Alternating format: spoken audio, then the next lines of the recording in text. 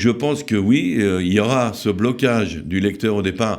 Je ne vais quand même pas encore taper un livre sur la Shoah, mais il y aura le bouche à oreille, à mon avis, où les gens vont dire « mais c'est pas ce que tu crois ». Les libraires me l'ont déjà dit. Sortez, respirez, c'est le Quality Time. Nous avons le plaisir aujourd'hui d'accueillir notre ami Raphaël Yerushalmi, auteur, commentateur politique, évidemment expert en sécurité. Mais là, il est ici pour son dernier livre, In Absentia, publié aux éditions Actes Sud, un roman, on va dire, à partir de faits historiques qui nous embarquent bien dans un univers concentrationnaire, univers des camps de concentration et une histoire absolument terrible. On est ravis de l'accueillir sur ce plateau. Raphaël Yerushalmi, bonjour. Bonjour, merci de me recevoir. Eh bien, de rien. Alors d'abord, moi personnellement, après votre précédent livre, j'étais assez surprise de rentrer dans cet univers-là qui était complètement différent de votre précédent livre.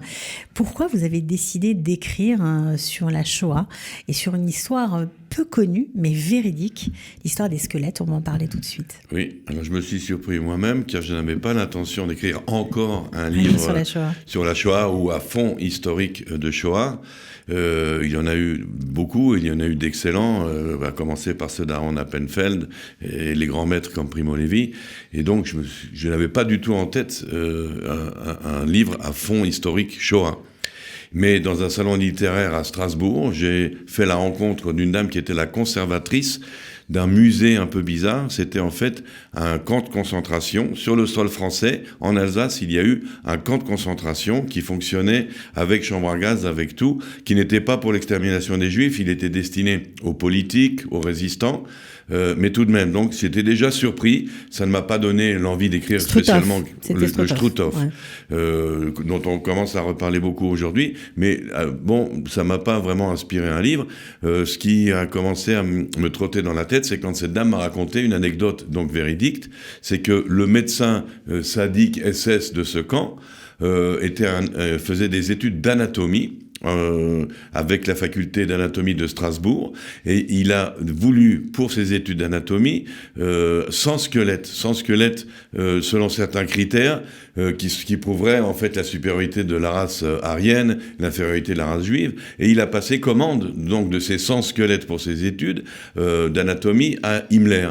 Et Himmler a tout ça, c'est véridique. Oui, et Himmler a fait suivre cette commande à Auschwitz, aux médecins SS de Auschwitz, avec les critères. Et sur place à Auschwitz, on a sélectionné 100 personnes, 100 juifs, qui ont été livrés donc de Auschwitz au Struthof sur pied, vivants, car c'était plus facile à transporter, et dont on a fait des squelettes pour des expériences médicales. Après la guerre, on n'a pas voulu trop parler de ce Struthof, on n'a pas trop voulu parler de cette histoire des squelettes.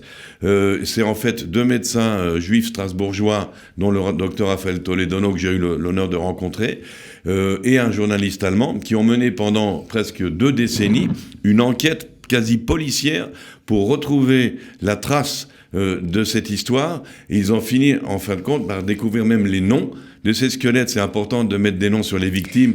Et un résistant du camp du Struthof, à l'époque, avait griffonné les noms de ces gens pour qu'on les découvre un jour. Et ils ont même, dans les caves de l'académie médicale de Strasbourg, retrouvé des restes de ces personnes. Et là, c'est cette danse macabre qui me trottait dans la tête. Et je me suis dit, mais quand même, je vais pas écrire ce truc horrible, ce truc terrible. Mais si j'écrivais ce truc horrible en le rendant beau, en le rendant optimiste, avec de l'espoir dans l'humanité. Si je reprenais le taureau par les cornes, mon livre est sur l'absence, In Absentia, où les gens évitent la Shoah, justement, on évite d'en parler. Bientôt on va voir le Yom HaShoah. Va-t-on regarder encore ces films horribles sur les camps, ou ne pas les regarder, s'épargner cette souffrance? Et donc là je me suis dit, je vais prendre le taureau par les cornes, je vais faire. Et après l'avoir écrit, j'ose dire, d'abord, les lecteurs sont surpris de ce qu'ils vont y découvrir. Ça, c'est sûr. C'est pas encore un livre sur la Shoah, c'est tout à fait autre chose, un autre angle. Mais après l'avoir écrit, une chose est certaine pour moi, je ne vais pas probablement en écrire d'autres, enfin je ne sais pas, mais il faut ne jamais arrêter d'écrire sur la Shoah, il faut continuer sans cesse à écrire sur la Après, Shoah. vous êtes plongé dans cette histoire macabre. Vous avez eu ce sentiment-là que finalement, la parole n'a pas été assez dite, on n'a pas assez raconté, et il ne faut pas s'arrêter. On n'aura jamais assez dit et raconté, mais c'est pas seulement ça. D'abord, la Shoah se décline pour un écrivain. En commençant à écrire, je découvre à quel point la Shoah, c'est presque un peu cynique, est un extraordinaire outil littéraire. C'est extraordinaire parce qu'on a quelque chose, tout est exacerbé, tout est poussé à l'extrême, tout est permis, toutes les transgressions, même littéraires, sont permises dans un contexte Shoah. Donc on peut, moi j'appelle ça un par-delà le bien et le mal de l'écriture. Donc on arrive à dire des choses qu'on ne pourrait pas dire si on décrit la vie de monsieur et madame Dupont qui tiennent une épicerie en province. Donc il est certain qu'on est là dans un contexte qui permet des outrances, des exagérations, avec des héros incroyables. Le déporté, c'est le héros archétypal idéal pour l'écrivain, puisqu'il lui reste plus rien, que ça peut-être encore sa dignité, il n'y a plus rien, il est une table rase. À partir de là, on construit évidemment le personnage qu'on veut. Donc il y avait ce côté-là. Mais surtout, qu'est-ce que mon héros va ressentir mon premier héros, mon héros principal, n'est pas un juif, c'est un résistant français déporté donc parce qu'il s'oppose au nazisme. Ce qui va l'énerver après la guerre, qui a aussi une partie après la guerre, c'est toute cette componction d'après la guerre, tout ce qu'on appelle le devoir de mémoire. Et effectivement... Ah là, vous touchez à un monument quand même. Voilà, et je touche à un monument. D'abord, il va trouver les monuments, parce que moi aussi moche. Vraiment, les monuments de commémoration de la Shoah sont moches, en général, sauf si c'est peut-être tout marqué dans les monuments un peu de commémoration. Mais les monuments aux morts en France, dans les villages de France, c'est une insulte aux morts pour la France. Ouais. Donc, cette architecture officielle, lourde, moche. Pourquoi mais aussi et surtout, ce qui va l'énerver, l'agacer, et je partage évidemment ma propre opinion, en lui, ouais. C'est ce qu'on appelle le devoir de mémoire. Déjà, les devoirs, personne n'aime les faire, un devoir. Mais de mémoire, la Shoah ne peut jamais être une mémoire, elle ne peut pas être enfermée dans un livre. Mon héros est un écrivain, il va hésiter aussi, comme moi je l'ai fait, à écrire ou ne pas écrire après la guerre. Mais on ne peut pas enfermer la Shoah dans un livre, et surtout pas dans un livre d'histoire. Il n'y a pas de mémoire, parce que ça voudrait dire qu'on se rappelle de la Shoah. Mais on ne doit pas se rappeler de la Shoah, elle doit rester vivante en nous, elle doit vibrer en nous. Il faut la laisser comme une flamme, brûler en nous, et ne surtout pas en faire un souvenir, quelque chose dont on se rappelle, surtout maintenant où effectivement les jeunes d'aujourd'hui, on va avoir énormément de mal à comprendre de quoi il s'agissait, ce qui s'est passé. Les 20 ans d'aujourd'hui sont tellement loin du sujet, ça vous donc révolte, il faut continuer à écrire. Ça vous révolte le fait que la jeunesse... Non, c'est naturel, ça ne me révolte pas du tout, je comprends très bien qu'il ne soit pas... Bon, en plus, comme je l'ai dit, in absentia, on s'absente, c'est un sujet qui n'est pas véritablement agréable. Qui dérange, donc on préfère ne pas regarder. Ça dérange, ça choque. Là, moi, mes petits-enfants, pour le Yom HaShoah, chaque année, alors là, ils ont 8 et 10 ans, on va voir comment les profs vont leur servir la Shoah à l'école. C'est compliqué, c'est dur. Et pour ces enfants-là, qui ont une jolie vie d'enfants en Israël, tout d'un coup, découvrir ces atrocités dans leur famille, dans la tradition familiale, c'est très très dur. Mais il y a aussi peut-être une autre façon d'aborder la Shoah. C'est la Shoah comme base de continuation de la foi en l'homme. Car dans cette obscurité, dans ce livre, c'est tellement noir qu'il suffit d'allumer une allumette pour que toute l'obscurité disparaisse. Et ce qui va être... il va y avoir une rencontre de mon héros avec un des squelettes, donc un juif déporté, qui va être la petite allumette qui va complètement sublimer toute l'horreur autour, tout le noir autour. Et donc, en fin de compte, le lecteur va être peut-être surpris de la douceur du livre, de l'optimisme du livre. La douceur, je dirais pas, mais... Il y a des passages qui sont paradoxalement doux, par exemple... Mais c'est tellement... fort, puissant, c'est extrêmement bien écrit, c'est très profond, qu'on est habité, on va dire, par les parties très difficiles du livre. C'est marquant à tel point que... Dont on s'évade. On s'évade, bien sûr, mais... Il y a des passages où on s'en va. Il y a des passages où on se demande si tout est vrai, on cherche la partie qui a été romancée, il y a ce personnage qui achève les victimes. C'est très très dur, il les étrangle. Il achève les victimes de ses mains. Voilà. Et c'est le job que lui donnent donc les SS. Alors, c'est inventé par moi, comme quoi. Ça, vous voyez, on peut pas savoir. Aussi sadique que les autres. Et donc, en fait, mais ce qui va se passer, justement, c'est là le pari littéraire, en même temps, c'est justement cet étranglement à main nue de ces personnes va se passer d'une façon la plus humaine possible, la plus douce possible, la plus tendre possible. C'est le paradoxe absolu. Mais je rassure le lecteur, il y a beaucoup de passages, puisque mon héros lui-même s'évade. Alors mon héros va s'évader dans un rêve, il va rêver qu'il est envoyé à la seconde croisade. Bernard de Clairvaux, qui a dit « Ne touchez pas aux Juifs, ils sont le sang du Christ ». Partout, donc, on passe dans tous les...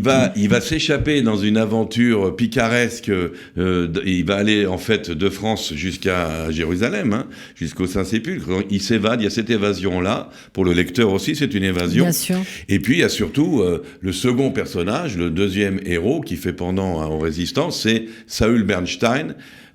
Saül Bernstein qui, quand il se présente, il dit « Appelez-moi Paul », car il n'assume pas trop son judaïsme, il est plutôt assimilé. Et il vit la vie de dandy des années 30 parisiennes, donc juste avant-guerre, on le voit sur la Côte d'Azur, on le voit à Paris à la Coupole. C'est un épicurien typique. Et lui, en fait, il s'absente pas parce que, comme le résistant, il veut échapper à l'horreur de la Shoah. Lui, même avant, il a toujours été absent, il n'assume rien, il fait la fête. Et surtout, il va être extrêmement pris au dépourvu d'être considéré comme juif et d'être déporté.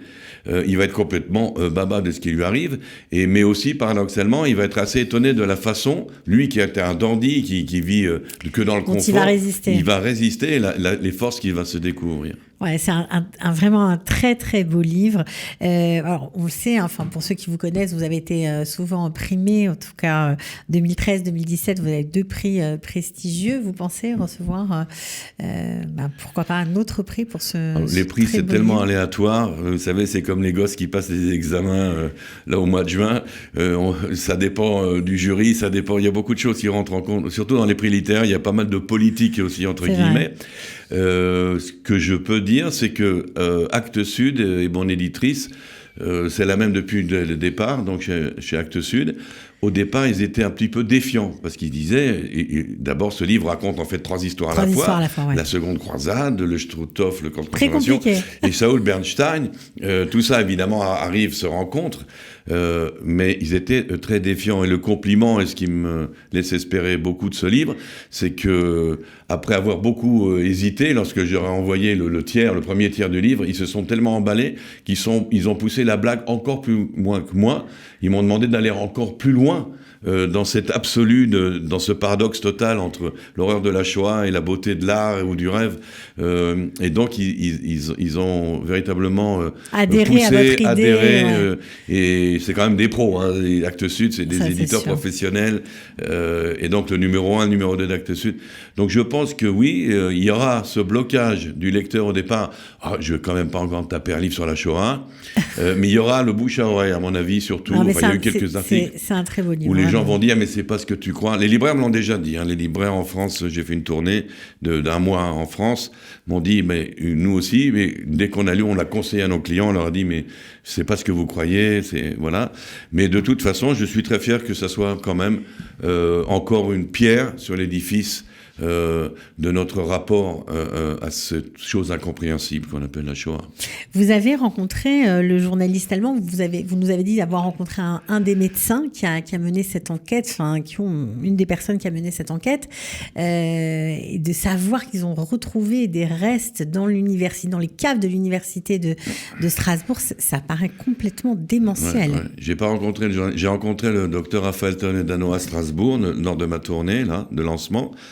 Qui m'a emmené au cimetière de Cronenbourg, qui est le cimetière israélite près de Strasbourg. Il est connu parce qu'il y a quelques mois ou il y a 1 an, il a été désécré, ça a fait un grand scandale.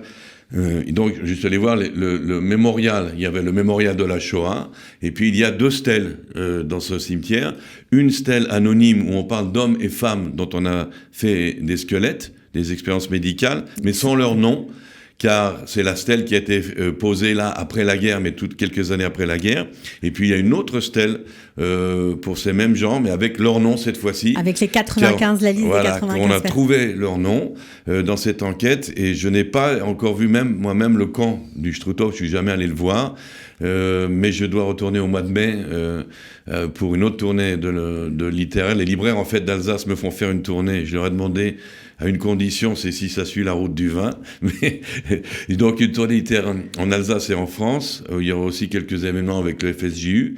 Et là, j'irai probablement peut-être voir le camp du Struthof et peut-être rencontrerai-je le journaliste. Il se pourrait qu'il y ait un documentaire de Arte à ce sujet. Qui sera fait autour de ce sujet. Bon, alors en tout cas, nous, personnellement, j'ai beaucoup aimé ce livre, dur. Moi, je l'ai pris, c'est dur, mais c'est une histoire incroyable et vraiment décrite avec le talent et la plume que vous avez, que tout le monde connaît. Nous, on était vraiment ravis de vous accueillir aujourd'hui. J'espère que de nombreux lecteurs se précipiteront sur ce livre qui est encore, c'est un livre sur la Shoah, mais un peu différent des autres, il faut bien le dire. Donc, In Absentia de Raphaël Yerushalmi. Merci beaucoup d'avoir été avec nous aujourd'hui. Merci beaucoup. Voilà, puis vous revenez nous voir quand vous voulez. Avec plaisir. À bientôt. Sortez, respirez, c'est le Quality Time.